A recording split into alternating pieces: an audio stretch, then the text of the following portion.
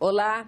Responsabilidade fiscal é uma das expressões mais ouvidas no noticiário econômico e político deste fim de 2022. A preocupação com as contas públicas permeia as negociações em torno das despesas que o governo do presidente eleito Luiz Inácio Lula da Silva pretende fazer na área social. É também a desculpa mais usada para explicar os maus humores e oscilações do mercado financeiro. Mas o que é mesmo responsabilidade fiscal e como ela anda nos últimos anos? Para responder essas e outras perguntas, nós convidamos o diretor executivo da Instituição Fiscal Independente, Daniel Cury. Bem-vindo ao Agenda Econômica, Daniel. Obrigado, Antônio. É um prazer estar aqui em nome da Instituição Fiscal Independente do Senado. Daniel, a IFE foi criada há 6 anos, né? E já tem aí um período de experiência acumulada nessa questão das contas públicas, do acompanhamento das contas públicas. Primeiro, eu gostaria que você nos dissesse qual é a grande importância de uma instituição fiscal independente, o que ela faz e por que, de repente, a responsabilidade fiscal ou se não foi tão de repente assim, passou a ser um assunto tão importante na política brasileira? Olha, se a gente pensar que todos os governos, eles têm a tendência a ter uma visão sobre a economia que eles estão implementando mais otimista, né? E você tem sempre uma tendência também a aumentar gastos ou reduzir impostos.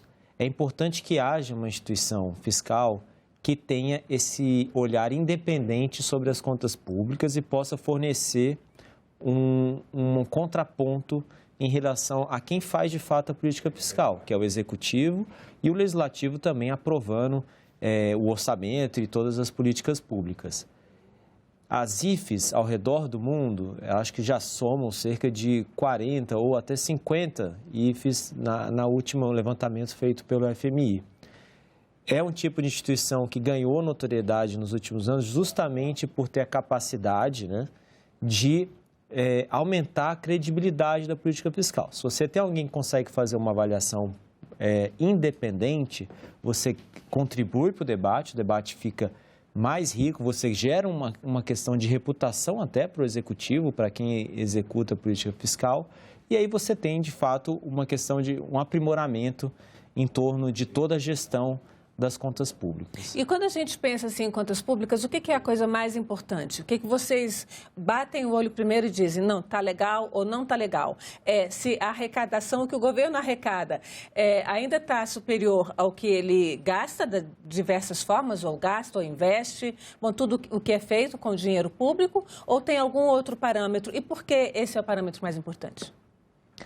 Olha, em geral, quando a gente fala em sustentabilidade das contas, né, que é um termo bastante usado, mas não necessariamente bem entendido, é quando a gente consegue enxergar que no futuro, no médio, longo prazo, daqui a 10, 20 anos, a gente vai ter uma situação em que não haja um endividamento elevado, em que a conta, os juros pagos sobre a dívida não seja uma carga muito pesada, e para isso você tem que ter um acompanhamento de curto prazo. Então, qual seria o indicador? Existem indicadores, então, de médio e longo prazo, como, por exemplo, o endividamento é o principal deles, né? Porque é assim que o governo, todos os governos, não é só o Brasil, se financia. E você tem também uma questão de fluxo, de acompanhar as receitas e despesas. Então, existem essas duas dimensões, né, que combinadas geram ali a capacidade de a gente analisar se há, de fato, um risco ou não em torno das contas públicas. Quando você pega a questão, a gente sempre ouve falar muito pelo menos, né, alguns economistas da linha mais liberal, principalmente, ou neoliberal, eles falam assim, a despesa a conta do país é igual a conta de uma casa, você não pode gastar mais do que você ganha. Mas aí a gente pensa assim, bom, se eu não gastar mais do que eu ganho, se eu não investir em comprar a casa própria em longas prestações, que praticamente ninguém tem dinheiro para comprar a casa própria ali à vista, né? Se a gente não fizer esse tipo de investimento, que é uma despesa, e é uma despesa de longo prazo, a gente não compra casa própria. No governo, o que é considerado uma dívida ou uma despesa que não é um problema? Porque você comprar a casa própria não é um problema, ela pode ser a solução para você morar sem pagar aluguel. O que para um governo é legal, pode ser feito e vocês consideram que é importante? Bom, o governo, é claro, existe essa discussão se é comparável ou não ao orçamento familiar. Eu diria que, assim, existem aspectos muito particulares do governo, como, por exemplo, a capacidade de determinar a sua arrecadação, né, por meio da carga tributária, e também a capacidade de emitir títulos. Em particular, no caso da União, você pode emitir título e gerar, por exemplo, financiamento por meio da dívida para você. Agora, parecido com uma família que é endividada e que tem um histórico, eventualmente, de não dar conta de pagar a carga sobre essa dívida, ela naturalmente vai pagar uma taxa de juros maior no momento que ela precisar se endividar. Essa é um pouco a realidade dos países ditos emergentes, né? Que não têm a mesma confiança ou credibilidade que as economias avançadas. Então, é difícil, ao mesmo tempo que é difícil comparar, você consegue fazer alguns paralelos. Todos os países se endividam. O Brasil, em particular, por ser uma economia mais exposta, uma economia emergente, ele historicamente paga uma taxa de juros maior. É por isso que a gente tem que estar sempre bastante cauteloso e cuidadoso com a questão das finanças públicas, porque uma carga de juros, uma taxa de juros maior, ela é muito ruim para a economia e é ruim para as contas públicas. No final das contas, se você tem que gastar mais com juros, você tem menos espaço para gastar com políticas sociais, por exemplo, que eu acho que, no final das contas, é o que um governo faz, né? As funções do governo, entre elas, é dar esse tipo de proteção. Não só no Brasil, de novo, todos os países têm que dar esse tipo de proteção. No caso particular do Brasil, a gente tem sim esse problema com a dívida, que é elevada e que, independente da gente gostar ou não de reações ou humores do mercado, é ele que nos financia. Então, a gente tem sim que estar preocupado com essa dimensão do endividamento e dos juros que a gente paga sobre a dívida. Para a gente ter uma ideia, para o nosso telespectador ter uma ideia do que a gente está falando, eu vou pedir o Daniel, nosso diretor, que também é Daniel, para colocar aqui um infográfico que a gente fez. A fonte é o próprio relatório de acompanhamento fiscal da IFE, o relatório mensal, esse é do relatório de novembro. Vocês fazem os relatórios mensais, trimestrais, semestrais e anuais. Vocês fazem vários relatórios. O único relatório que tem uma periodicidade definida é o relatório de acompanhamento fiscal, que ele é mensal. Os outros, a gente tem outros produtos, como notas técnicas, estudos especiais, que permitem analisar algum tema com maior profundidade, ele não tem periodicidade definida, né? Então, eu queria que você falasse para a gente, isso aqui tudo são estimativas. E vocês fazem 3 cenários, que é o base, o pessimista e o otimista. Eu peguei o cenário base, né, mais ou menos neutro. Eu queria até que você explicasse o que significa esse cenário base, porque quem for entrar no site da IFE, na página da IFE, no Senado, né, que é senado.leg.br/IFE, e for pegar os relatórios, vai ver que tem 3 cenários. Então, a gente usa aqui o cenário base. Eu queria que você falasse um pouquinho desses indicadores. A gente tem aqui uma previsão de PIB, desse ano já está praticamente fechado, mas para 2023 ainda tem um crescimento de 0,89%, mas é bem menor, menos da metade do que desse ano. IPCA caindo um pouquinho também, a inflação, e a Selic caindo um pouquinho. Isso aqui significa, a gente poderia olhar assim e dizer, bom, a gente está melhor em termos de inflação e juro, mas a gente está pior no aspecto geral de geração de riqueza da economia? Olha, esses 3 indicadores, eles estão bastante relacionados.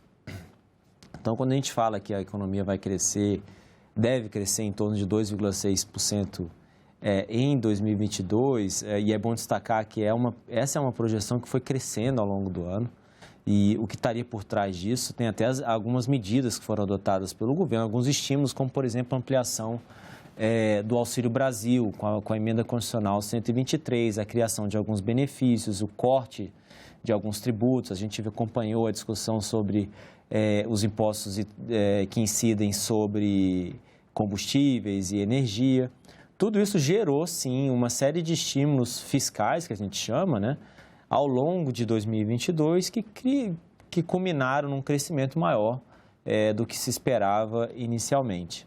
Agora, esse contexto de 2022 veio acompanhado também de uma inflação maior. Para controlar essa inflação, que chegou a mais de 2 dígitos, né? Se eu não me engano, chegou até a 11% ou 12% no meio do ano, o governo, a política monetária teve que aumentar a taxa de juros. Isso gera um desestímulo ao investimento, ao consumo também das famílias e, claro, leva a uma redução do crescimento. Então, é por isso, entre outros fatores, que em 2023 a gente tem uma projeção tão mais baixa de crescimento, que hoje está em 0,9% na projeção da IFE, que de certa forma está alinhada com a expectativa de outros atores, como, por exemplo, as expectativas que são coletadas do mercado financeiro. O que está por trás de 2023, não apenas essa política monetária, aumentando juros e contendo,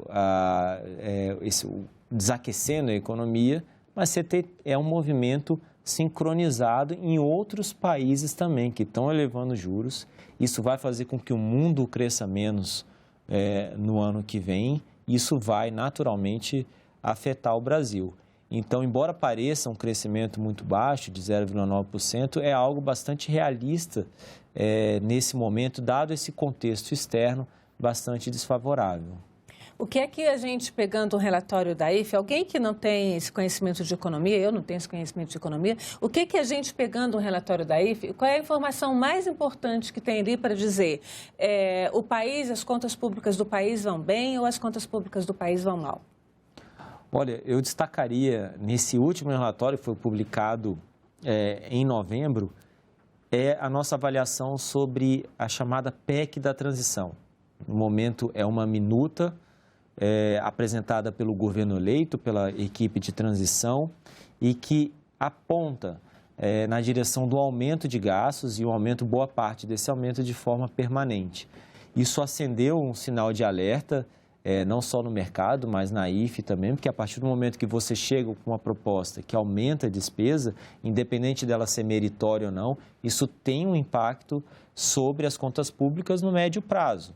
Então, o governo ele veio com uma promessa de aumentar, por exemplo, o gasto com o Auxílio Brasil, que deve voltar a se chamar Bolsa Família, e eu acho que é muito bem aceito. A gente precisa de melhorar nosso sistema de proteção social, mas a proposta que veio na PEC da transição, ela abre um espaço de gasto maior ainda do que esse. Então, isso gera, assim, essa preocupação de como financiar isso nos próximos anos. Essa parte de como financiar e quais vão ser os reais limites dessa política fiscal que o governo vai adotar, isso ainda não está endereçado. E esse é o principal destaque do RAF, que é o relatório de acompanhamento fiscal do mês de novembro. A gente ainda não tem uma sinalização clara do governo de como financiar tudo isso que está sendo prometido. Tem um outro aspecto que se fala muito, que é a questão do teto de gastos, e aí a IFE está exatamente olhando, ok, a gente está dentro do teto, a gente não está dentro do teto. Eu me lembro que, sim, no começo a IFE concordou com o teto, mas já fazia lá atrás, quando ele foi criado em 2016, 2017, o alerta de que, da forma como ele estava criado, seria inviabilizar o desenvolvimento do país. E, mais recentemente, vocês renovaram esse alerta. O teto deveria ser modificado. Como é que vocês avaliam hoje? Qual é a avaliação que você pode me fazer, assim, esses 6 anos de IFE, da questão do teto de gastos? Porque a gente tem esse crescimento das despesas, mas a gente tem um crescimento de receita, só que quase todo o crescimento da receita é usado, não está no teto e é usado para pagar juros. Então, foi uma escolha do país, né? Uma escolha política, usar a arrecadação para pagar juros e não para investir no próprio país. Qual é a avaliação que a IFE faz dessa questão do teto de gastos nesse momento em que se fala em 2023 rediscutir o teto? Bom, uma questão mais geral, Antônia, é que, assim, todos os países, eles enfrentam uma restrição no seu orçamento, né? Então, a gente não pode simplesmente gastar indefinidamente, se financiar por meio de dívida, né? Emitir títulos, no caso, indefinidamente. Então, a gente tem sim que criar um arcabouço que restrinja a possibilidade de gasto do governo. Existem várias formas de fazer isso. A gente, desde a Lei de Responsabilidade Fiscal em 2000, a gente tinha uma forma de fazer esse tipo de restrição, que era por meio de uma meta de resultado primário. Para não ficar muito complicado, as receitas do governo e as despesas do governo, tirando ali a conta de juros, ou seja, pegando pelo lado da receita os tributos, ou pegando pelo lado da despesa os salários e gastos com a Previdência, a gente teria, sim, que essa conta, receita menos despesas, ela teria que ser tal que permitisse que a dívida não explodisse. E esse era o principal instrumento que a gente tinha desde a LRF. A partir de 2017, o teto de gastos foi criado por uma emenda emenda constitucional, no final de 2016, a gente passa a ter como principal regra uma regra voltada exclusivamente para a despesa. Então, se você tinha antes uma regra voltada para o resultado, receita menos despesas, você tem uma regra agora, a principal delas, voltada para a despesa. Há vantagens e desvantagens. Quando você tem uma regra, por exemplo, só de resultado, você permite que uma elevação da receita seja transformada em aumento de gasto permanente. A receita ela é mais volátil, ela depende mais do ciclo, de em que estágio que você está no ciclo da economia. Está crescendo muito ou pouco, ela é mais sensível.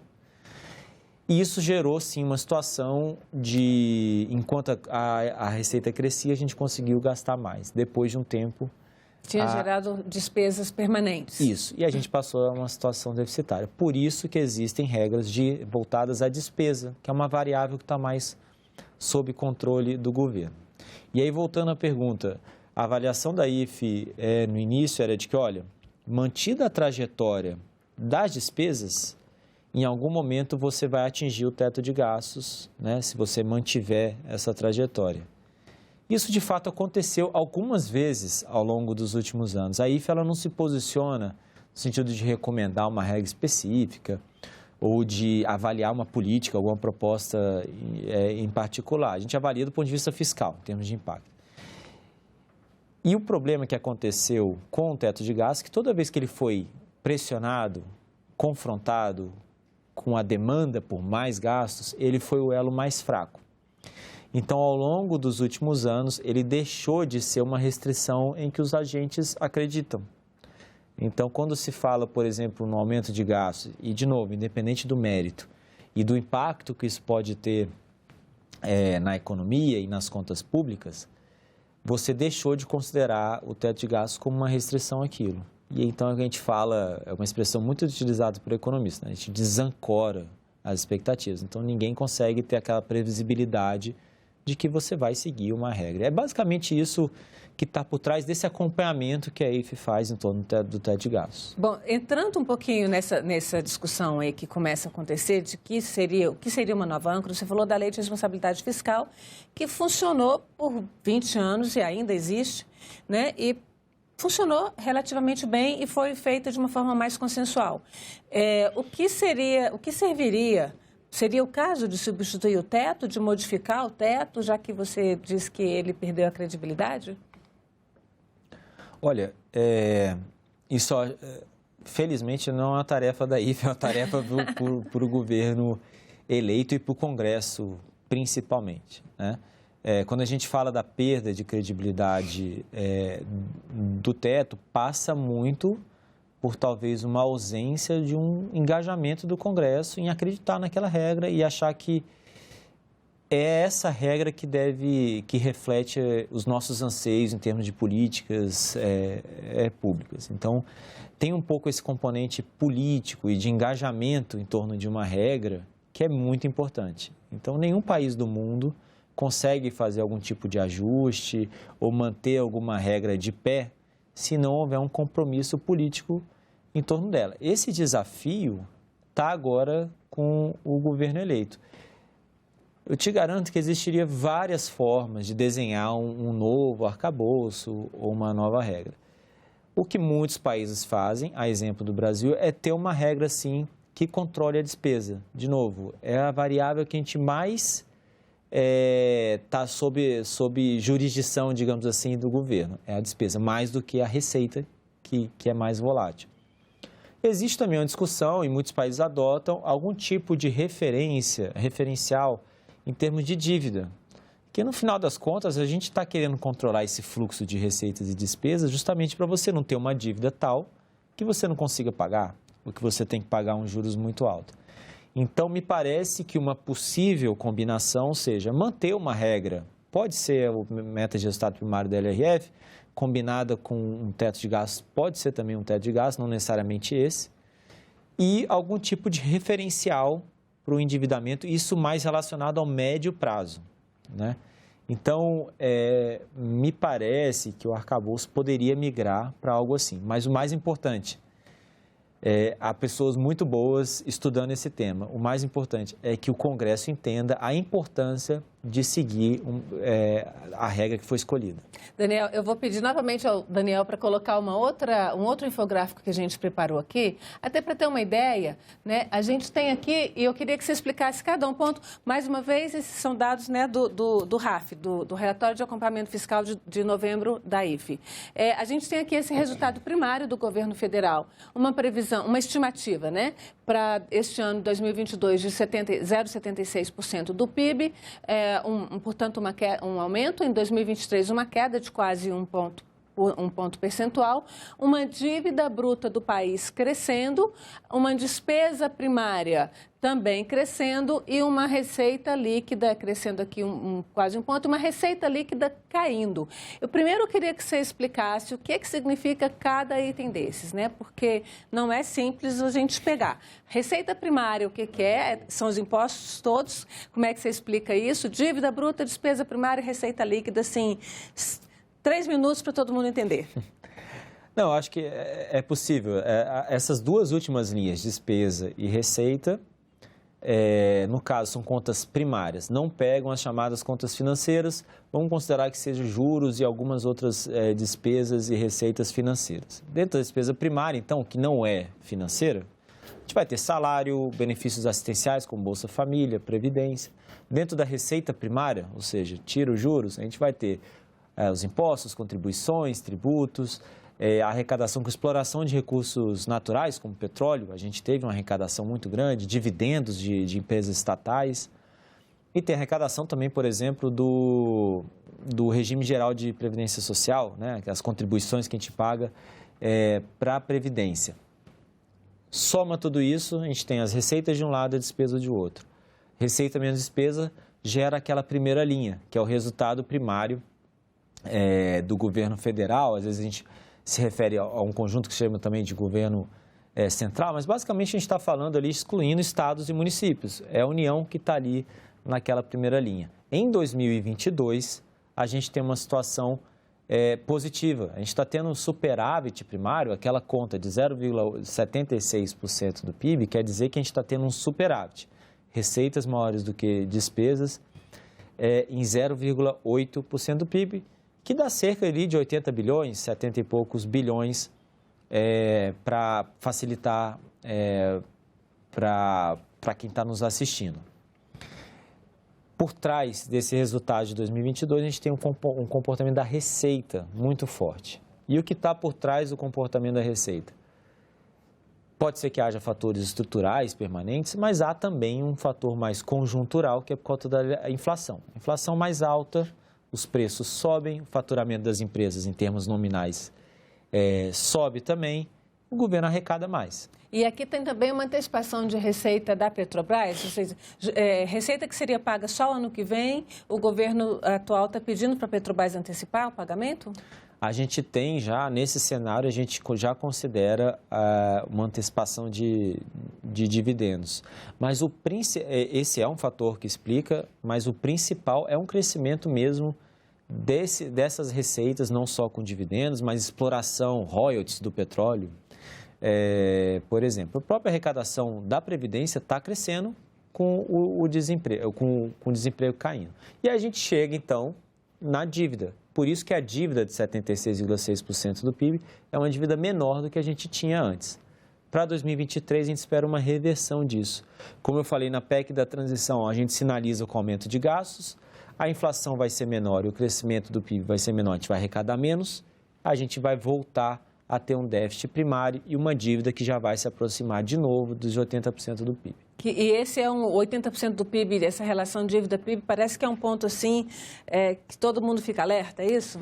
Olha, a gente deveria ficar alerta com um nível até menor do que esse. A média dos emergentes é de 65% do PIB, a gente está acima. Então, isso é um referencial importante na hora, por exemplo, de quem vai nos financiar. E lembrando, quem nos financia é o mercado. No mercado tem desde a pessoa que aplica seu recurso no fundo de previdência, tem investidores externos, é um conjunto muito grande de pessoas que aplica na dívida do Brasil. Quando a gente vê uma dívida alta em relação a outros países, sim um fator de preocupação e é preciso que a gente mostre uma situação de disciplina, de compromisso com sustentabilidade das contas para que a gente possa ter uma dívida que seja sustentável. É uma palavra que eu usei bastante, mas é uma palavra que explica bem o que a gente tem que almejar. Essa dívida não pode ficar crescendo indefinidamente. Daniel, infelizmente o nosso tempo acabou. Eu agradeço muito a sua presença, tinha muita coisa mais para te perguntar e a gente então volta para fazer um relatório no começo do ano de as perspectivas reais, né, já a partir de novos dados das contas públicas brasileiras. Muito obrigada. Eu que agradeço, a gente está à disposição. Bom, e eu agradeço também a você que nos acompanhou até aqui. Este programa fica disponível no site da TV Senado, senado.leg.br/TV e também no canal do YouTube. Aproveite, se inscreva em nosso canal e acompanhe nossa programação em qualquer lugar que você estiver. Até a próxima Agenda Econômica.